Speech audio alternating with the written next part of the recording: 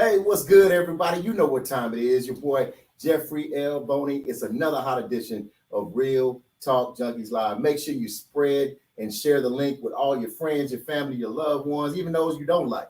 They need to hear this conversation today. We got a lot to talk about. We're in the midst right now, still, of Black History Month. And today we're going to talk about somebody who actually has made history in their own right. I'm talking about none other than Brother Christian Menifee. I'm talking about Christian Menifee. He currently serves as the chief civil lawyer for the largest county in Texas. I'm talking about Harris County, Texas. He manages an office of 250 plus attorneys and a staff who represents the county. It's 60 elected officials and it's 18,000 plus employees in all civil matters and lawsuits. Elected at the early age of 32 years of age, he's the youngest person and the first African American to serve as Harris County attorney. Let's give him a round of applause for that, y'all. Come on now. Prior to taking office, Christian practiced at Kirkland and Ellis LLP, focusing on complex commercial litigation and bankruptcy matters in federal court, and he represented clients in all matters involved in the U.S. Department of Justice, U.S. Securities and Exchange Commission, SEC, and other government agencies. In private practice, Christian also focused heavily on the pro bono work, including advising the NAACP Legal Defense Fund, advising immigrants and their families at Bush Intercontinental Airport during the Muslim ban, and working with Texas Appleseed on expanding alternatives to involuntary commitment for the mentally ill. He's the son of two veterans, and he attended public schools in Harris County and was the first in his family to attend college. He's the graduate of the University of Texas at San Antonio and Washington University, St. Louis School of Law. And of course, he is a proud member of the Omega Psi Phi Fraternity Incorporated. Okay. Welcome today, y'all, Brother Christian Menifee. Yeah. Appreciate you for coming on today. Thank you for having me on. I'm really excited to be here. All right, man. Hey, listen, you are the youngest and the first African American to serve as Harris County attorney. Talk about that, man. Yeah, how does that make you feel? You know, knowing that, I mean, we're in Black History Month. It was an important thing, you know, that this is an office that had been run by folks who look a certain way and who are a certain age for a very long time. The county's been around about 180 years, but this position has only been around since the mid-1990s. So we haven't really had that many county attorneys. But one thing I'll tell you, though, is the most prolific county attorney in the history of our county was a man named Mike Driscoll. And he kind of ushered in the modern approach of the office being a standalone office that advocated for everyday people, and at times would stand up to other elected officials when necessary to protect the common good of the people. Well, the important thing about Mike Driscoll is he was only 34 years old when elected. So that gave me the confidence I needed to know that even though I was only 32, I could run for the office, I could win, and I could do a good job. And so I try to approach every day as though, look, I was the youngest and I was the first Black person, but I ain't trying to be the last Black person, right? So for me, it's about doing a good job. And it's about setting that example for that young student somewhere in HISD or in A-Leaf ISD where I went, so that they know that they can achieve, they can be the first of something, and they can hold a job that manages all these folks and that has such an impact in the community. So let's talk about, you know, when it comes to these various positions that are very, very important to our daily lives, many times we don't really know what they do. You know, we go in sometimes, I get calls all the time, text messages, who should I vote for? You know, they don't really know anything about the position. Tell them my name. Tell them my name. So Harris County attorney, let's talk about the significance of what the Harris County attorney is and does. So I'll tell you, the best way to explain this is what we don't do. We are not a criminal legal office. You know, in the state of Texas, each county kind of does things a little bit differently. Here in Harris County, if you are accused of a misdemeanor or a felony, you're prosecuted by the district attorney, not the county attorney. We don't do any criminal work. I think the best way to think of us is a sword and a shield. The shield is we are the legal office for the county. You know, the county has more than 60 elected officials, dozens of appointed officials, and about 18,000 or so employees, right? And whenever these folks have a legal issue, when Commissioner's Court has some new policy that they want to roll out to help people, whether it be on flooding infrastructure projects, early childhood advancement and education, it typically has to go through the legal department. So I'm sure most of the people who are listening here, you got a job, when you want to do something important, typically you got to go talk to the legal department. So that's our shield part, right? The sword part is we have some authority under the law in the state of Texas to go and fight fights on behalf of the county, right? And so, we've filed lawsuits against the state of Texas on issues ranging from voting rights to stopping companies that are polluting in our communities, trying to hold them accountable. The laws allow us to stand up in court in civil courts and advocate on behalf of Harris County and the collective good of the people who live here. Speaking of litigation in your office, this past week, you guys had a win, I guess, in your column relative to this Senate Bill 1, bill about the voting rights. Can you talk about that a little bit? Because I noticed that the judge ruled in your favor. Yeah, so I'll start with saying I ran for this office to file lawsuits. I'm a litigator by practice. You say you ran to file lawsuits. To file lawsuits. When I was in the corporate world, I did lawsuits each and every day. Super complex disputes, and to me, it's fun. The courtrooms have been one of the most important places for achieving civil rights in this country, whether it be Brown v. Board of Education or Roe v. Wade. A lot of times we get over that hump of ensuring equality in the courtroom. So as I'm sure many of the folks watching this know, Senate Bill 1 was what many call it the voter suppression bill. It put a bunch of restrictions in place on voting, most importantly on voting by mail. It added increased ID requirements. And relevant to our case, it made it a crime for elections officials to solicit or encourage folks to apply to vote by mail. Let me tell you why that's ridiculous. Mm-hmm. The law doesn't ban candidates from encouraging folks to vote by mail. And so you'll see, whether it be Donald Trump or Dan Crenshaw, these are folks who actually did this. They'll send out a mail and they'll say, hey, you should vote by mail, right? But it prohibits, it makes it a crime for elections officials to do so. So why is that such a big deal? Wait a minute, is it just election officials? What about citizens? Can they do it as well? It's criminal for them too, right? No, it's only criminal for elections officials and public officials. So you can go tell your family members, hey, you should vote by mail. But elections officials can't do it. Folks who work in the elections department can't, and public officials can't either. And here's why it's important. In Texas, there's a limited group of people who can vote by mail. Seniors over the age of 65, our neighbors with disabilities, veterans, and students in some instances, right? And so why that's important is a lot of these populations are the most vulnerable in our community.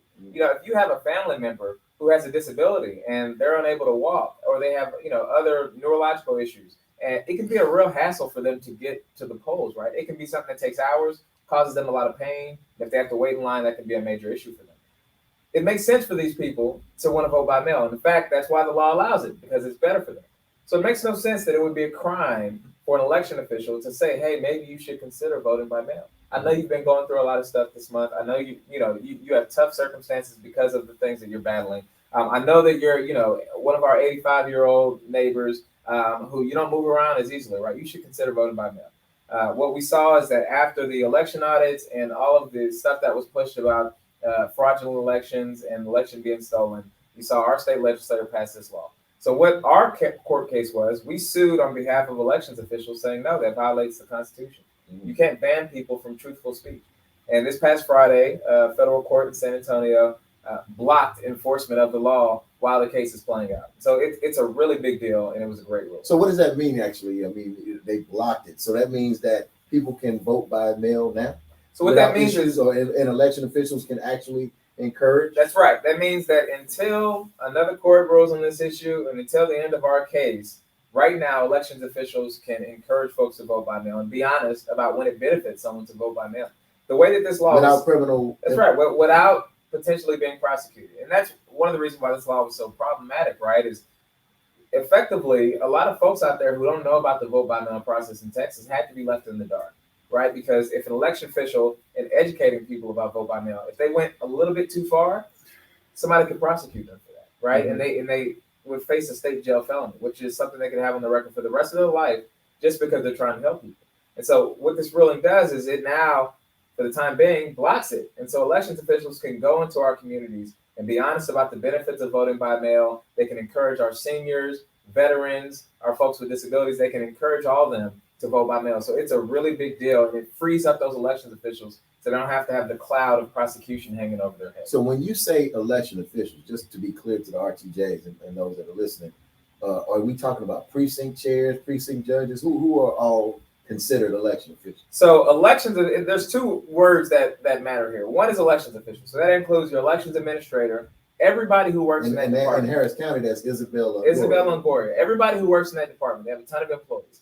Election judges, precinct judges. These are folks who have decided to come and participate in the democratic process and work to make sure that our elections are smooth, safe, and secure. So it's very important. The other one is public officials. So these are folks, I consider myself a public official, right? Elected officials who trust the process, who are here making sure that we're able to vote. They're able to encourage folks, hey, consider voting by mail if you fall into one of these buckets.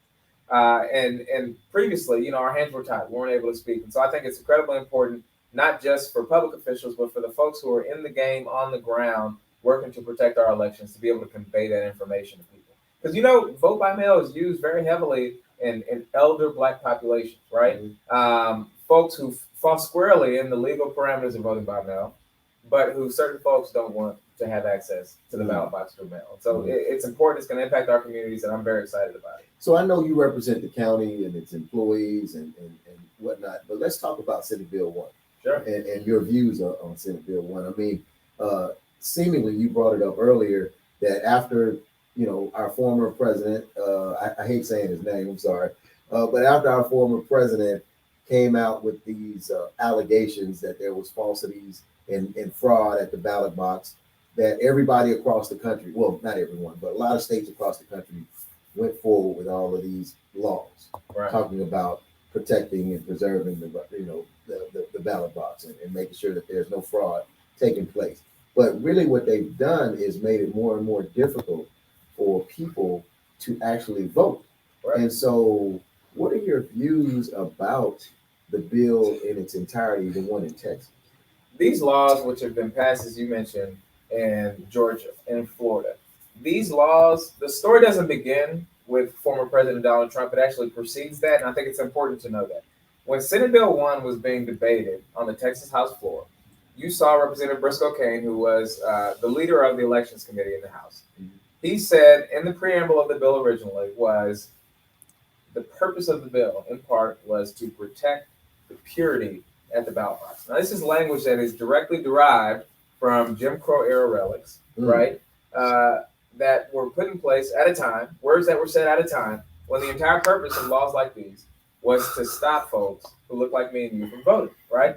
So the most modern version of this story really starts in 2013. In a case called Shelby County v. Holder, you had a county that was trying to put certain laws in place that would disproportionately impact Black folks, right? And under the Voting Rights Act, when it was passed, there was a pre-clearance requirement. So before any one of these states, which fell into a certain bucket, and these were states in the South, yes, right, that had actively pushed and participated in Jim Crow, before they could pass laws that impacted voting processes, they had to go get permission from the United States Attorney General. And the thought was, if you leave these states to their own devices, time and time again, we've seen what they're going to do. So they have to go get permission. Mm-hmm. In this case, the United States Supreme Court removed that requirement, right? And so in 2013, what you saw was states across the country were now freed up to pass whatever voting laws that they wanted to pass.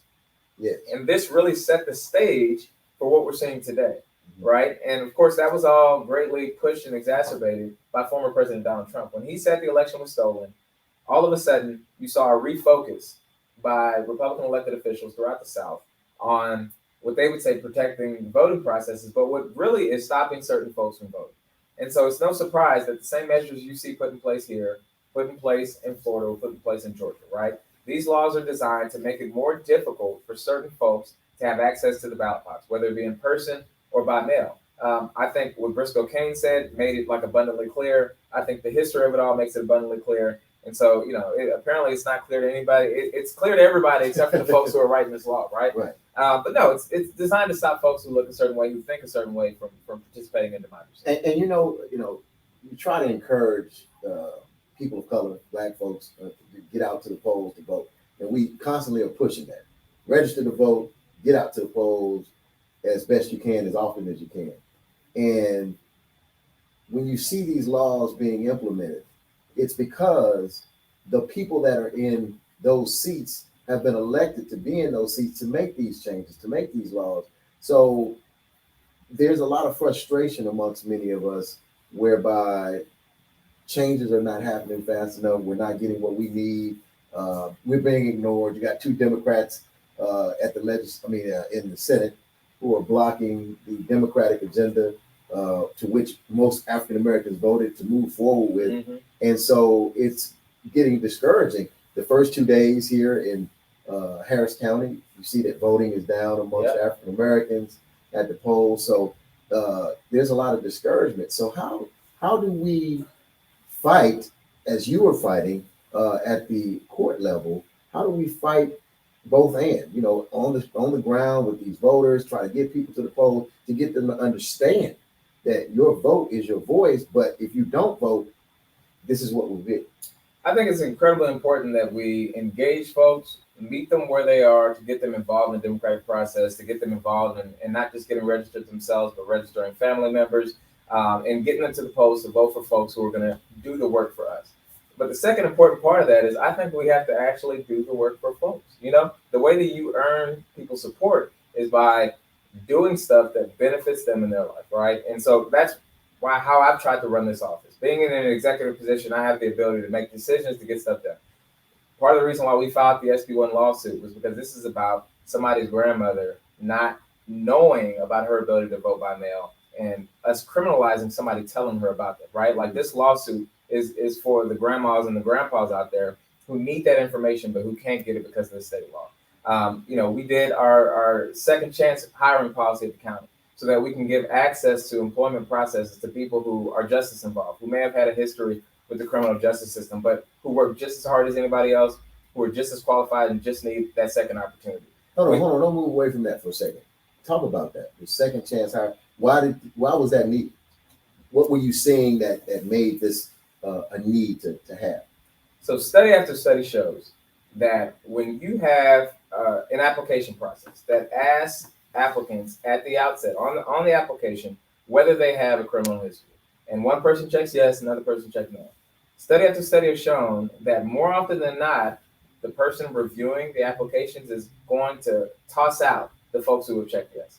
And so what you see across the country in states and cities and counties that are run by Republicans, Democrats alike, right? It's nonpartisan.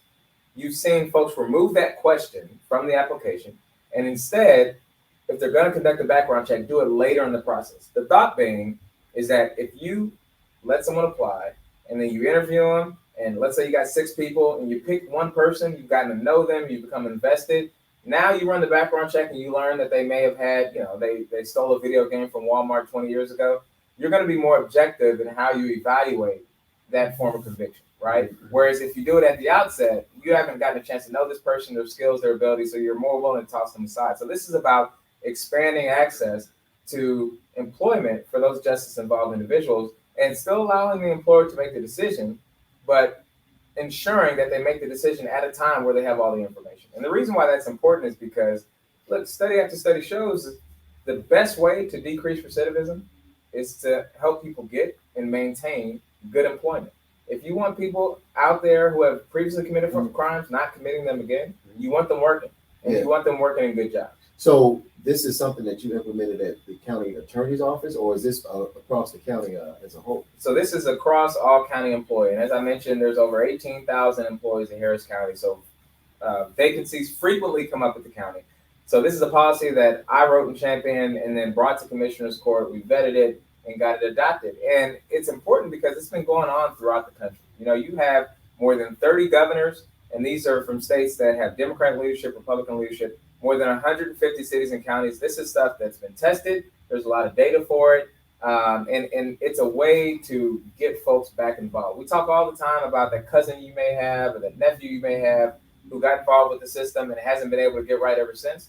Well, a lot of times it's because we shut the doors of employment to those folks. We shut them out of society, right? And we don't allow them to get back actively involved and have economic opportunity in our society. And so for me, this was very much about opening those doors and giving people a fair chance of getting hired. And that's why we call it a fair chance policy. So let me ask you this. You're saying that you implemented this, you initiated this. It wasn't in place before that. I know there were conversations about this. I know the city of Houston actually, they call it ban the box. Yep, that's right. So is this beyond just the ban the box? Not just removing that check mark, but it's more. That's right. This is I like to call this ban the box plus, right? Okay. The idea of ban the box is really to take that question off the application. And that is one thing that this policy does. But the second thing it does is it pushes back that background check until after a conditional offer of employment has been issued. And the reason for that is what I mentioned, and that's that by the time somebody gets to that point, you have a better understanding of who this person is. You have a better understanding of the work that they can do. And in the policy, it allows that person to provide some mitigating circumstances. So the best example I like to use is if I stole a video game from a Walmart 20 years ago, and you see on my application that I have a conviction, you may not ask anything else. You might just throw me out. But if I get to the end and you say, hey, we ran a background check, we saw you had this conviction 10, 20 years ago for selling this video game, I now can come and say, hey, look at all this employment that I've had since that time. I've been in a position of trust at companies. I've managed money, and I've never been accused, charged, or convicted of anything else in this time period. I've been rehabilitated, and I want to be a contributing member of your office, right? And so that's why it's important to push that background check back. Now, the manager can still make a decision based on everything that they get, right? If you find out that somebody committed a violent crime a few years ago, then it makes sense that you move in a certain direction. But what this is about is fairness, right? It's about allowing the manager to get to a point to where they know all of the applicants and then make that inquiry and then make the decision at that point. And when did this go into effect? So we passed it about 40 some odd days ago. Okay. We're putting everything in place and it gets rolled out in like 30 days. And so we're super excited about it. This kind of government's been around for more than 180 years. We've never had a policy like this. So it's important, kind of new, fresh step, and it was a big deal, and I'm really proud of it. What was some of the, was it unanimous, at the commissioner's court? No. It's 3-2. It was 3-2. What Yeah. was some of the pushback from, and I pretty much know who the two were, Yeah. but what was the pushback? Was there a lot of public comments about it as well? No, there weren't. It was two members of the court voted against it, and they primarily had two arguments, right? One argument was, well, this is going to put the safety of the folks who work here at risk, because if we're hiring a bunch of criminals to come into the county, now those criminals are working with us normal non-criminals, and they're putting everybody at risk. But of course, every single person who's watching, who has a family member who's been involved in the justice system, or who has a family member who might have made a mistake a long time ago, knows that stigma, right, is nonsense. Right. And if we're being honest, we know that it's also, that stigma is based in tropes, right, that have been pushed on Black people for a very long time. Yeah. Just because you made a mistake in life does not make you a lifetime criminal. It doesn't make you violent, right? It doesn't mean you're going to harm people in the workplace. Right. So I was able to very quickly dismiss that argument because it's nonsense. The second one was, well, we're just going to trust our managers, right? If you take away their ability to know at the outset, then we're not trusting our managers, and you got to be able to trust them. And that argument doesn't make sense either, because even in our system, you're still trusting the manager. The manager can decide not to hire somebody, right? It's just that they don't learn about the criminal history until later in the process. Right. And so, we haven't taken away any authority of managers to decide if they want to hire somebody or not. Instead, we've made sure that when they hire someone, they have all the facts. So there's no quota that, these individuals that had a previous history of committing some crime, whatever it is, low level or high, that they still have to go through a vetting process. It's just eliminating that barrier from the jump, that tossing them, That's right, getting them out the way early. That's absolutely right. And that's one of the beautiful things about politics, right? Is that, for all of the good that comes to government service, politics, a lot of it is just nonsense, right? It is misrepresentations, conjecture, dishonest arguments. And so, a lot of times you'll get an argument about something and that person will act like they firmly believe it. And then you ask them a follow-up question, and then you both realize at that moment that their argument doesn't make any sense. Mm-hmm. And so those two arguments, I get it. Politics is politics. So I wasn't expecting to get a 5-0 vote on that. But what's important to me is that, that cousin, that nephew, that brother, that sister, that niece, they're going to get an opportunity now that they may not have previously got. And I think what you're going to see is that when those folks get those opportunities, they're going to do the right thing and make the most of it. I want to come back to SB1 a little later, but I kind of want to talk about something that's, being discussed right now. I know one of the Democratic nominees for governor right now, Beto O'Rourke, has really been hot and heavy on Governor Abbott because of ERCOT. Yeah. And that was a huge issue. I know last year in March, you filed an amicus brief with the court about the ERCOT situation. Can you elaborate on why you did that and where we are as a state relative to ERCOT and our vulnerability? It was a horrific and a very frustrating event last February. And in fact, yesterday was the 1 year anniversary. Last February, when Winter Storm Uri came, we saw our power grid collapse. And across the state of Texas, you had millions of folks without water, without power, languishing in their homes. And we even saw hundreds of folks in the state of Texas die. And we know that it wasn't just because of the storm, but instead it was a structural failure of our power grid for a multitude of reasons. But the blame, the responsibility all lies in Austin, Texas, with Governor Abbott, with the folks he appointed to run the Public Utilities Commission, and with this thing called ERCOT. Now, right when the storm was happening, we started all of a sudden hearing a lot about ERCOT, but nobody really knew what it was, right? So ERCOT is effectively, it's the manager of the power grid, right? But it's not a governmental entity. Right. The folks who serve on it actually come from industry. There is a governmental entity that oversees part of it, and it's called the Public Utilities Commission. But ERCOT itself is not a governmental entity. And so what we found out was that at the time all this was going on, there was a company that was suing ERCOT over some, contractual obligation that they have, some mishap. And ERCOT was telling the courts, oh, we can't be sued because we're a governmental entity, right? Yeah. At the same time, you saw folks in Austin going around telling everybody that our power grid was deregulated. So it either is a governmental entity or it isn't. And why that was important to us was we knew that after the winter storm, you were going to see a bunch of people file lawsuits to try to get their money back for what happened to them. And, across this state, you saw busted pipes, you saw flooded homes, and people experienced real financial damage and ruin. And so it was important to us that those people be able to sue not just the companies that were responsible, but also ERCOT. So we filed a brief in that case between that company and ERCOT, telling the court, no, they're not a governmental entity. They should be on the hook for the mistakes that they make, just like I would be or just like a company would be, because they're not a governmental entity. And so, the courts are still considering that issue, but we jumped up quick to jump on that issue because we knew how important the devastating impacts of the winter storm were to people in Texas. So how vulnerable are we? I mean, is there anything that we can do as citizens? It's not a government entity. It is a government entity, but we're the ones that are impacted by this, and we have to rely on our government political leaders as well as the courts to try to decide how we are best protected. So, what do we do or can we do, if anything? I'd say the first thing you do is do not vote for Greg Abbott.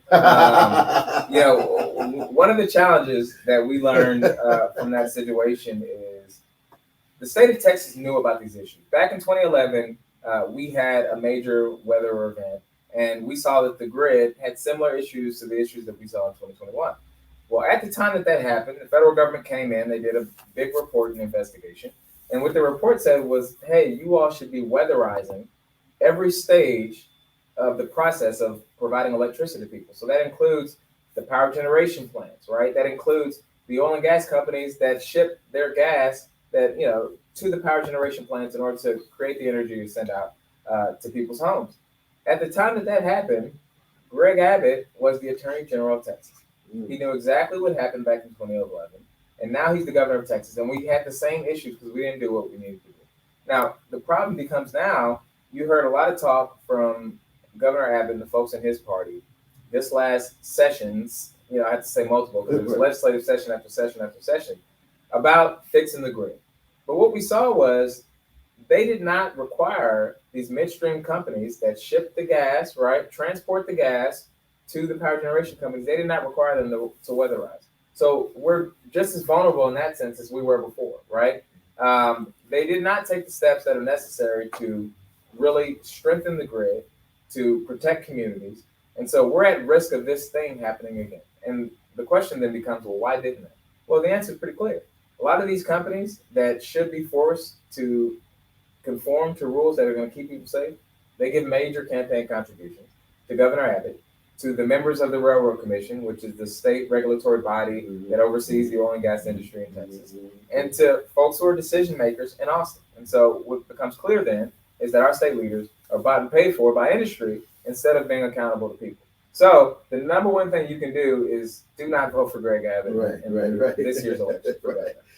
So there's no way that the state or the courts can force the state of Texas to be a part of the other grids?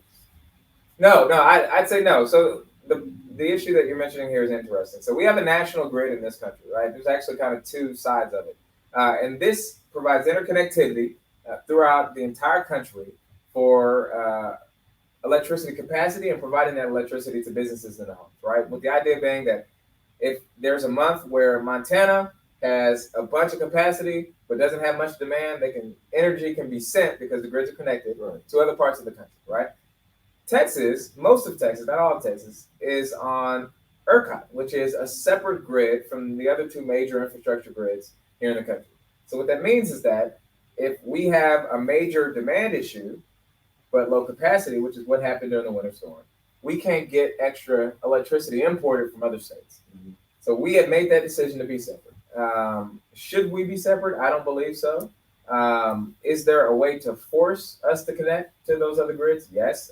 Electing folks to go to Austin and to make the decision by law to connect us to those grids. That includes a governor, an attorney general, members of the Railroad Commission, and folks in the state Senate and the state legislature. Right. But can the courts compel that to happen? I don't think so. And so that's a challenge we face, right? It's like all reasonable people would probably agree that, yeah, we want to be connected with the rest of the country. Texas, we feel unique at times and we like to do things a little bit differently. But for something like electricity origination and capacity and providing that to homes, and after what happened, I absolutely think we should be connected. Can the courts require us? No. But how can we make that impact? We can make our elected leaders know that's what we want. Right. COVID is something that has impacted all of us. I mean, without question. And I know that it's impacted the county. And I guess the question I want to ask now is, when we're talking about state leaders and how their decisions have impacted what you all do at the county level and at the local level, or the inability of things for you to be able to do. You've got the mask issue. Mm-hmm. And so let's talk about COVID-related incidents and involvement that you have had with the courts, going against Governor Abbott and his decision making.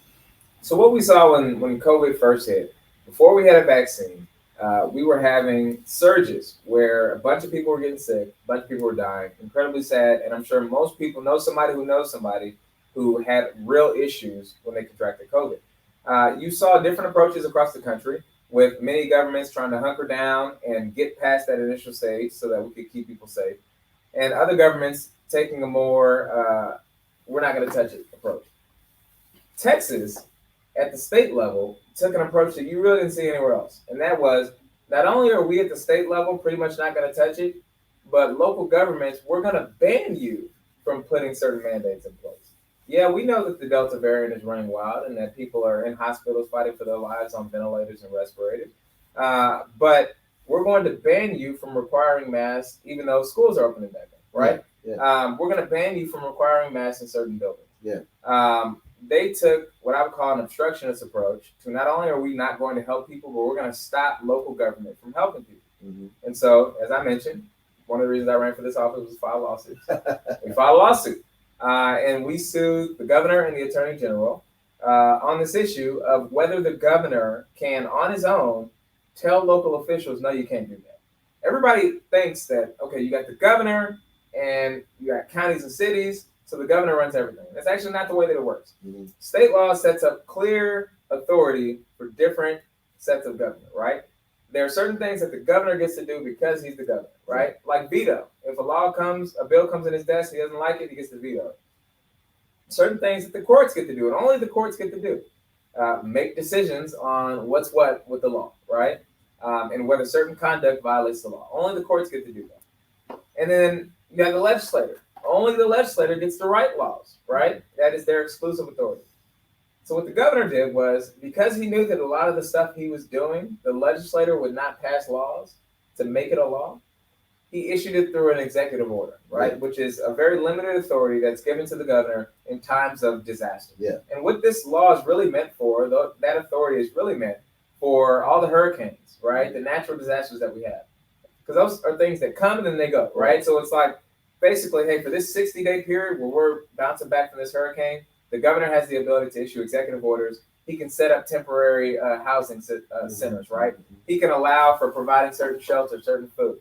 So what the governor did was he took that authority and he used it in code, right? Which, as we know, is still going on right now. Right. And he said, "Oh, it's a disaster. So now I'm in charge. I get to set all the rules." Right. And he said, "First thing I'm doing is county judges, mayors, you can't require anybody to do this, this, this, and this.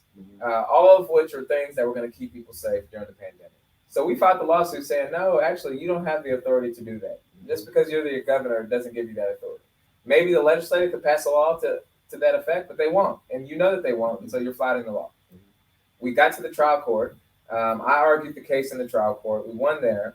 We went up on appeal to the Court of Appeals out in Austin because we sued the governor and the AG. You got to file in Austin. And we won at the Court of Appeals there. And so now the case is in the Texas Supreme Court. We'll see how it goes. But I feel good about the fact that 2 courts have already said that the governor exceeded his authority in issuing these orders.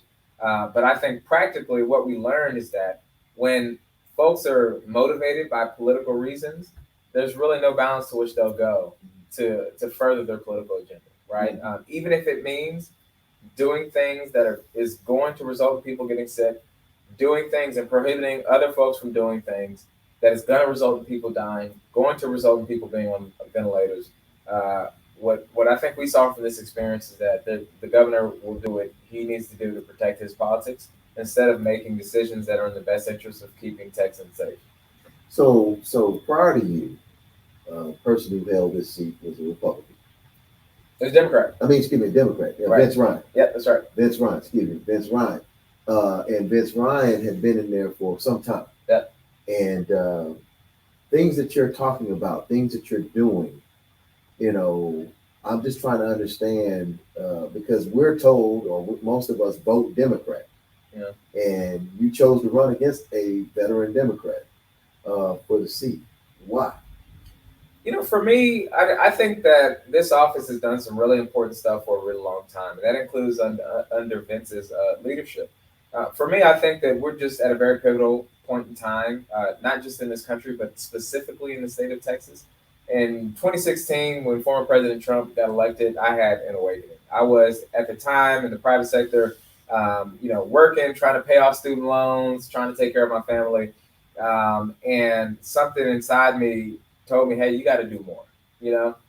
When we have folks who your heart is in the right place, you want to do good work, and you want to help people, I felt like it was incumbent upon me to focus less on trying to make money just to better my life and more about serving others to try to help communities. But you're not supposed to run against an incumbent Democrat, man. If you're a Democrat, isn't that the philosophy that's always told, that you're not supposed to run against an incumbent? I mean, you have conventional political wisdom, I would say, and I would say typically folks would tell you that. I'm sure you heard that. Oh, for sure.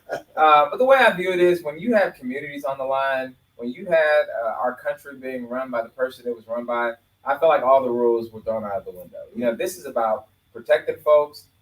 This is about protecting our right to vote. This is about stopping the folks who go into our communities and pollute people and poison our neighborhoods and have our family members ended up with cancer. This is about these important issues where certain of our communities for decades, for centuries, have not had a real voice.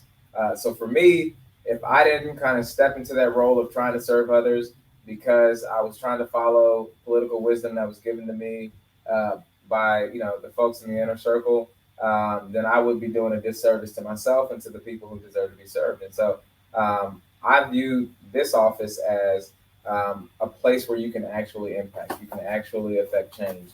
And there are issues that are more important to me that were less important to folks who have served in here before. But that's part of the thing about being the youngest and the first Black person in a position. I may see the world a little bit different than folks who did it before. And so my focus is primarily to fight for the issues I care about. And that's environmental justice. That's voting rights. That's ensuring that people have fair access to employment opportunities. That's going after these folks who are going into our communities and throwing up the bandit signs, trying to trick people into giving away their homes for a cheap price. That's going after folks who are trying to perpetrate scams against our communities. That's protecting kids who have been neglected.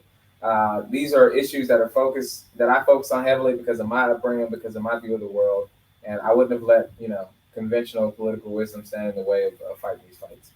Speaking of your upbringing, I mean, you're the son of two veterans. Yeah. And you're the first people in your family to go to college, and you chose to be or pursue a career in law. What was your motivation behind it? So in high school, I played football, got injured, stopped playing. In my senior year, I debated. And it was my first time ever doing debate. It ended up working out really, really well. And I didn't know much about the practice of law at the time, but I said to myself, I can talk all right. So maybe there's something there. Yeah. And my parents were very big on, look, we didn't go to college. We didn't have the opportunity to. We had to get out of our situations. We need you to go to college. And so I didn't really decide, I guess, full on that I was going to go to law school until I got to college. When I was growing up, like most folks who come from a working class family, I didn't know any lawyers. I didn't have somebody on speed dial could call and say, hey, what does law school look like? What is that about? So I really learned about the practice and the different ways to get involved when I got to college.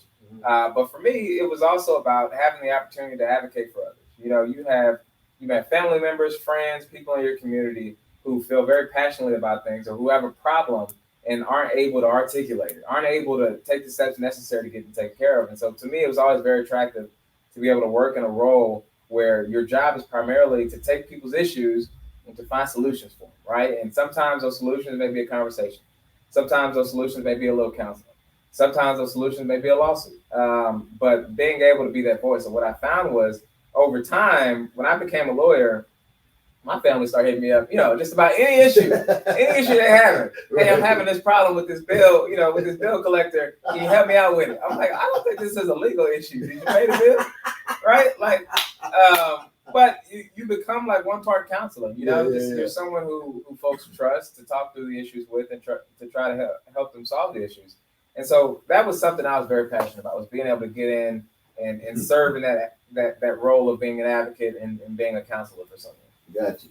Going back to the environmental justice component, I know I've written several articles about the issues going on in Fifth Ward, Acres Home, and the railroad that went through there, and all that stuff seeped into the soil, and people have died and got contaminated with cancerous related sickness. So what can be done about that, man? Because I know Senator Boris Miles has talked about it. I know Mayor Turner's talked about it before, but I mean, this is a huge issue. And the fact of the matter remains that ground is still saturated with sick. I mean, that particular chemicals and stuff that are getting people sick. What can you do? I mean, you said you're the county attorney, but what actually can you do to change that situation? Because they're still living there. Right. So I've been out in the Fifth Ward many times. My father's family is from out there. My grandma had a house out there. So it's an issue that's particularly close to home.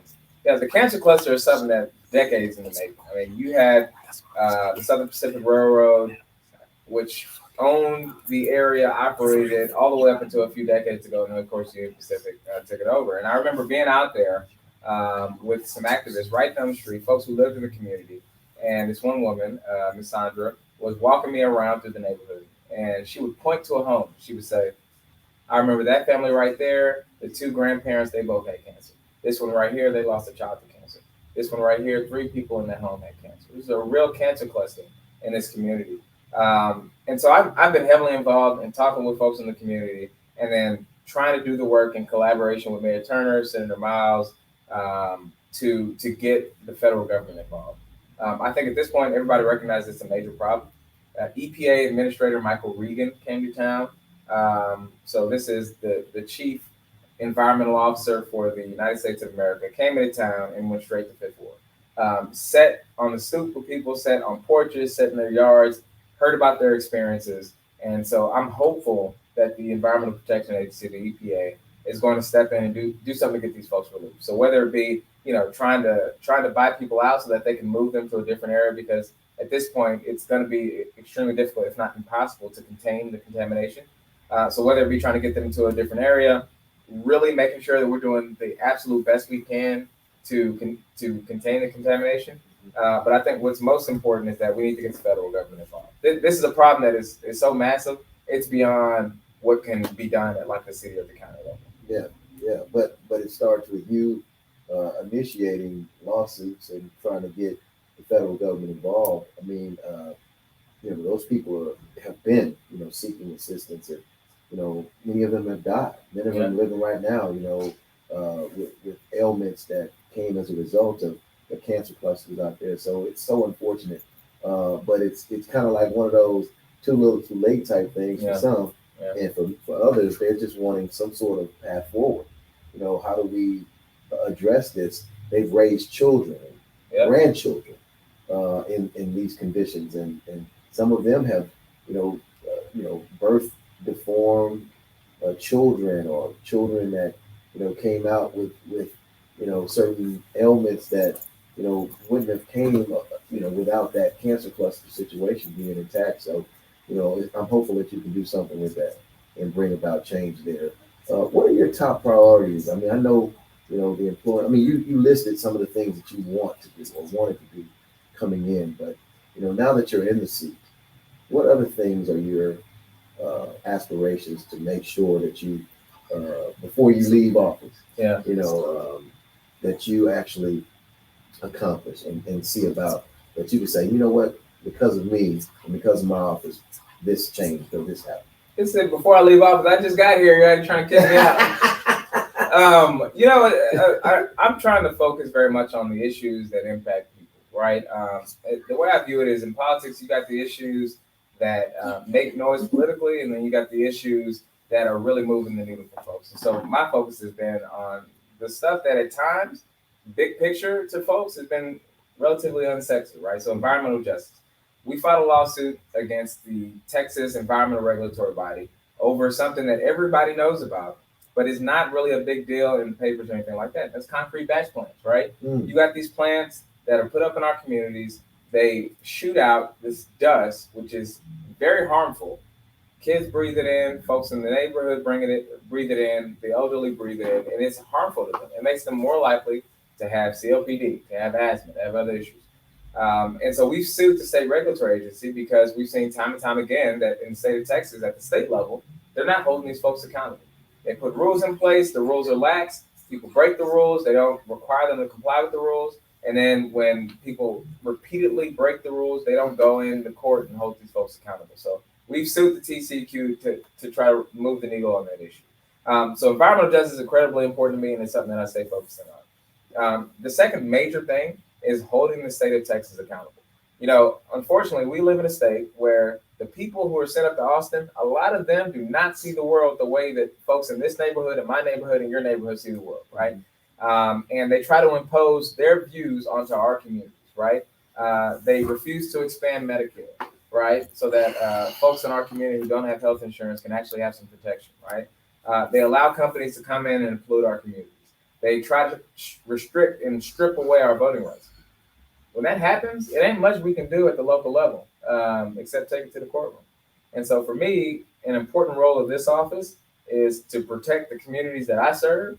And that includes the folks who do not agree with what the governor and the attorney general and other folks are doing in Austin. And so, that's my third major thing, is taking it to the courtroom to ensure that I'm protecting the interests of Harris County and the people of Harris County, even if that means having fights against the governor and the AG. Gotcha. Questions from the audience? Yes, we have questions from the audience. So a lot of millennials, we are still not with it. We wish we could all be in our 30s and doing and shaking in the political world. For those of us that don't know a lot about politics on the local level, why should we even care to vote in local elections? There was a famous quote, which is the politics that's closest to your doorstep is the one that will impact you the most. And I've seen time and time again that to be the truth. Most of the issues that folks care about, whether it be getting your trash removed, right? Ensuring that there's not a company that sets up shop next door to your house and is polluting all in your neighborhood, right? Ensuring that you're safe when you're out on the streets. Most of these issues are most directly impacted locally. And so if you are going to the polls to vote for a United States president, right? If your focus is on president and the Senate, but you're not voting for a city council person, You're not voting for a county attorney. You're not voting for a mayor. You're doing yourself a real disservice.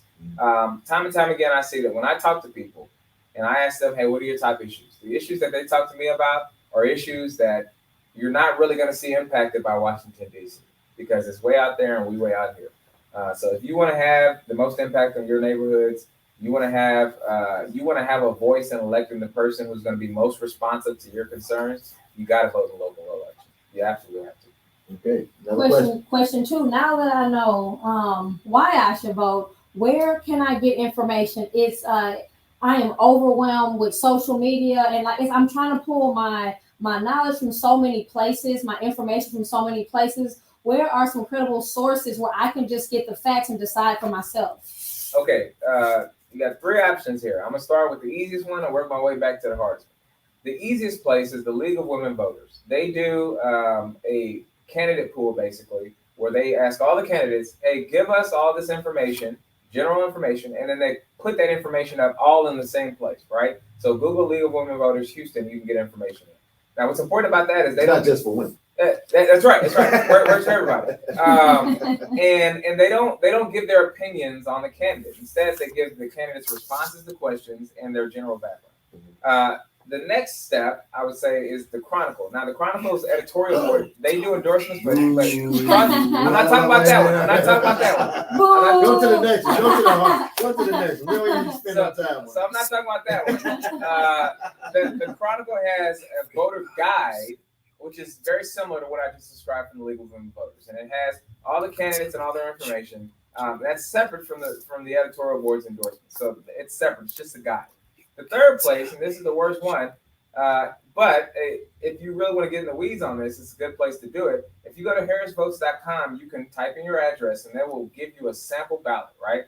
That sample ballot is going to have the name of every single person who's running for office, who's going to be on your ballot when you go cast your ballot. And so from there, you can very quickly Google the folks. And every time you Google somebody, I'm pretty sure if you Google their name and you Google the name and the position, and their website will pop up. And so you can go look at the websites. Again, I put that as the third option because typically that's going to be a time-intensive thing. It might take you a few hours. And so you got those other two options. But if you want to get really in the weeds on this, that's the way to do it.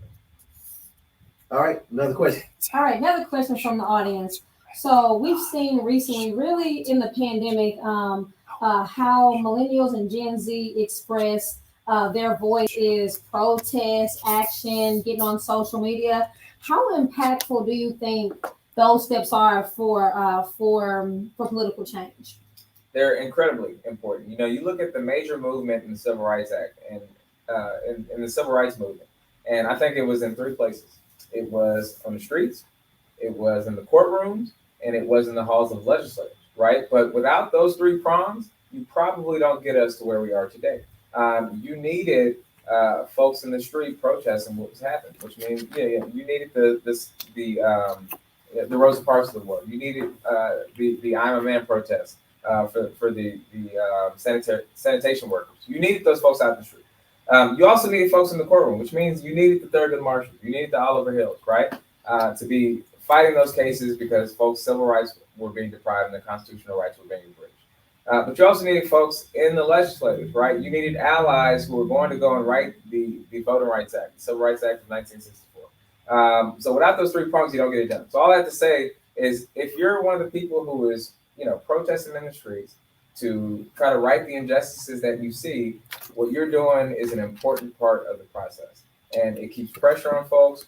It keeps the issues, at the forefront, and it ensures that folks are thinking about the issues the right way and they're seeing the real life impact of what's happening when folks make decisions that are harmful to certain communities. I was thinking about something at the Super Bowl. Eminem took a knee, and there are a lot of people that are in the uproar because he took a knee. But you don't go back to Kaepernick, Colin Kaepernick, when he did that. They were saying he was being disrespectful to the military, to the flag, to the country. But Eminem did not do it during the singing of the national anthem. Right. He did it after he did his performance, which shows you it never was about the flag. Right. It never was about the military. It never was about disrespect to the country. If he did it not during the singing of the Star Spangled Banner or the national anthem, he did it during a performance, that lets you know that there's a deep-seated issue here that you just don't want to talk about. Right. The issues that you just talked about, protesting brings to the forefront. By doing protesting, you're constantly making it something they don't want to be inconvenienced in their minds for having to deal with what really is going on in this country. Right. Another question from Malcolm?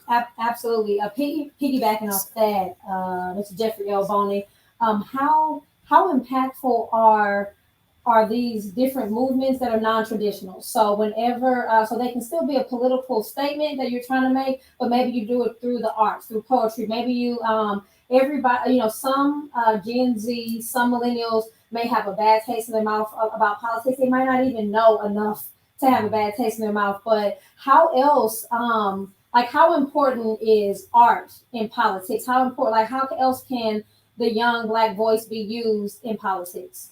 It's incredibly important. You don't have a modern civil rights movement without a James Baldwin, who was one of the most fantastic poets, authors that this country has ever seen. It's an integral piece of the work that's done. And look, whenever folks tell me, oh, I don't know enough about politics to be concerned with it, I'm like, yes, you do. The issues that are important to you, right? That is social policy. That is government. The stuff that makes your community tick, what make your neighborhood tick. You know what make grandmama and them tick. And those issues, that is your nexus to all of this, right? You don't have to get in the game the way that everybody else does. You don't have to care about the same issues as that's being pushed on CNN every night. It's being pushed on Fox News every night.